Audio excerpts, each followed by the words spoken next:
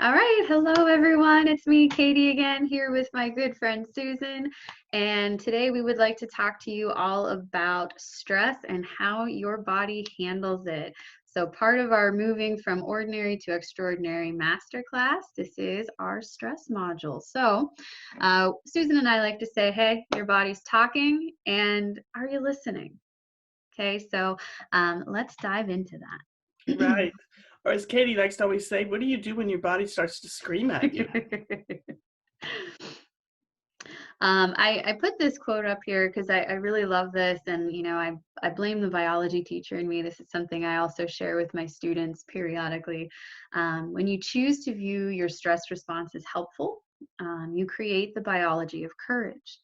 I think that we're very programmed to view stress as such a negative thing and almost something that's like a mountain that we can't really overcome. And we say, oh, I'm so stressed. I just can't seem to manage. I'm not going to be able to, pull myself out of this. There's too much to do. And your body learns that. And then it starts, kind of acting out and screaming at you with migraines, maybe upset stomachs, all kinds of other things. But if Back you're able pain, to, yep, heel pain, any kinds Mhm. of joint pains, all kinds of things can alert you that perhaps your response to the stresses in your life are probably not favorable. Absolutely. And then if you're able to, recognize that and be able to hit the pause button sometimes in your own life, and sometimes you have to hit it pretty hard. But you actually have the ability to, rewire your stress response and view that as something that's helpful and truly turn it around for your body so that you can take all of those things that your body says to you and use them to actually heal your body and heal you. And I think one of the biggest things to understand is stress is an inevitable part of life.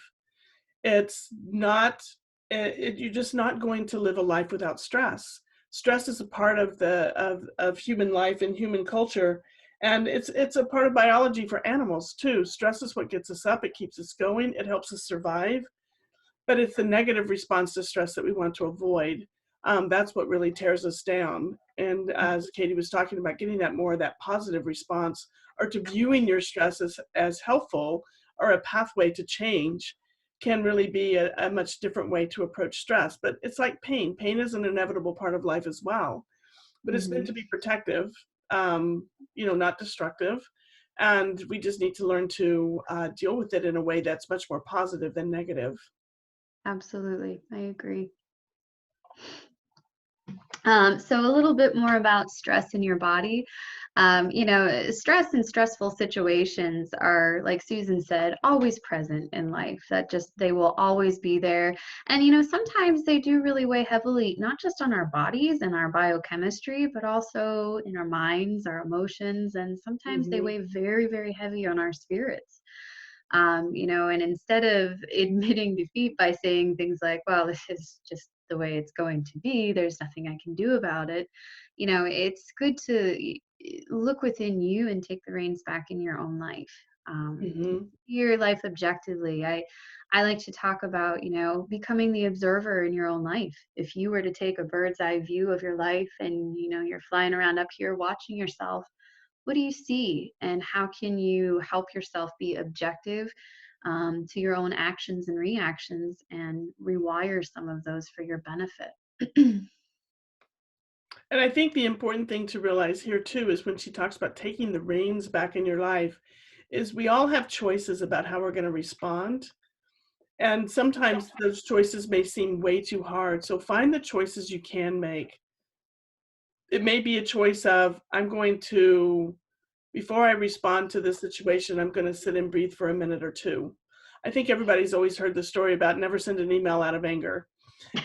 Put it to the side. It's okay to write it, even maybe a little catharsis, but then you can choose what to do with that later. You don't have to be as reactive. You have choices on how you can respond, how you can think, how you can move. And it may be just as simple as just saying, I feel overwhelmed, but I'm going to get up, I'm going to get dressed, and then I'll just sit there for a minute and see how that feels before I move on to the next one.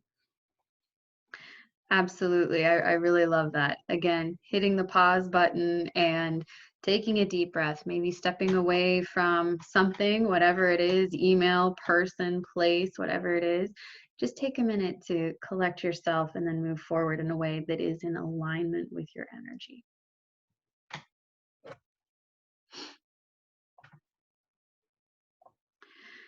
So I really love this story and this picture too. It's called Two Wolves in the Heart. And this actually comes from Native American heritage. And Susan, I think you actually shared this one with me Mhm. originally. And I love this. And the story, it basically says that, in each of our hearts, there are two wolves or the two sides of us. And those are, the dark and the light side. And, we talk about when we relate this to stress, giving into, maybe the dark side being what pulls us down and what bogs us down in a stress response versus the light or the brighter wolf, which is what helps us to rise up, and how it is so important for us to really feed both of those or listen to both of those wolves or both of those sides of us and bring them balance, because they both truly are meant to be there for a very specific reason. Right. And part of this is like the story we were just talking about, react or act. They both are there together. Which wolf are you feeding though? Are you feeding the negativity and really causing that wolf to rise higher? Or are you listening to the dark wolf and really helping feed the dark wolf with the white wolf and bringing those two together into balance? Because again, they're both meant to be there. Stress is an inevitable part of life, and being Mhm. able to really work together with that can bring the best of you out rather than just a one-sided piece of you. Absolutely. And, I was thinking that, wolves function best in a pack. They are pack animals, and honestly, humans, most of us do very well when we have a group of people, whether it's our support system, whether that's family, friends, or elsewhere. But it's important to think about who can you count on in your pack, who makes up your pack, and how do they bring you into balance, and how can you bring them into balance as well. And I think one of the hardest things right now in our culture is we have to be all, do it all, make it all happen. And we're really not biologically designed to do that. We're biologically designed to live in a tribe and have been for 3 million years. And our ancient brain that runs our survival system does not function well in isolation. It functions better in a pack or in our tribe. And so leaning on each other for support is not only good for you, but it's good for each other as well. And one of the things that I just want you to think about here is take a moment and remember back to a time that somebody in your life really needed help from you, and you were able to supply that help, and just think about how that made you feel, and just really embody that feeling that you got from being called upon and actually able to partner and serve with that person. And then ask yourself this question: why would I deny that wonderful feeling to my friends and my family? So keep that in mind next time. You don't want to burden somebody by asking for support. You may actually be building them up as well. I love that. And I love whenever you share that, because I always think of Together We Rise. You hear a lot Hmm. of people throw around the phrase raise your vibration so that you can raise Hmm. the vibration of others.